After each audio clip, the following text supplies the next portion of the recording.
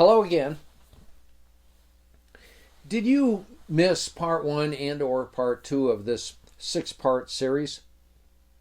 If you did, click the links in the text below to go back and watch them in sequence. To start this session, here's something fundamental that I touched upon in last week's session.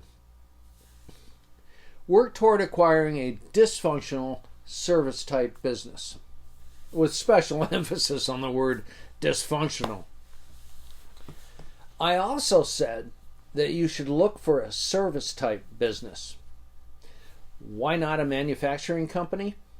Because assets and inventory are expensive and can become obsolete overnight. Retail, expensive inventory, and you'll have little control over who walks into your store or goes to your website. Startup, it's seriously risky business, starting from scratch.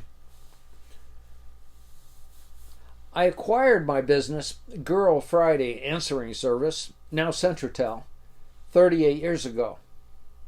I especially wanted Girl Friday because it perfectly met my simple prerequisites. It had to be poorly managed, but with an established infrastructure, including some paying customers, and it would require only a tiny upfront investment. Oh, and there was one other mandatory prerequisite. Once I got it operating efficiently, it would not require my day-to-day physical presence. I said to myself, I don't want to have to show up. Okay, think about this. How many times have you walked into a service-type business and right away you thought, this isn't good? Maybe one of the obvious problems was in how you were greeted. Maybe the people inside just didn't seem to care about helping you. Or they were new, clearly untrained, and didn't know much about what they were selling you. Or maybe the front office area was a mess. Or the general atmosphere just seemed frenetic or chaotic. And in your everyday phone calls to various service businesses, there are other what I call bad management opportunities. When you call, how are you greeted? Or must you deal with a horribly put together voicemail routine? And if you can only leave a voicemail request, is your call even returned? And why is there voicemail at all? Why doesn't a human being answer your call? Lots of things in a business can go wrong. And unlike most of the people around you, with your new systems mindset, you will quickly notice these deficiencies. And here's something else. Is there a decent website, or even any website at all?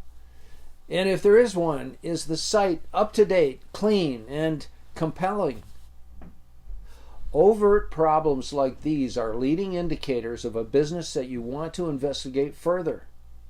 For you, these deficiencies suggest a gold mine of opportunity. So then, you ask yourself this question.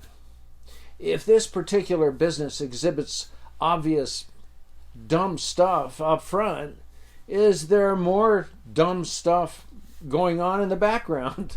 Well, of course there is. And then you go on to ask yourself this next question.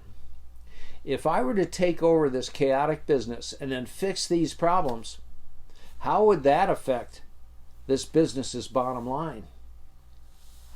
Listen, the problems you detect in a dysfunctional business really are gold.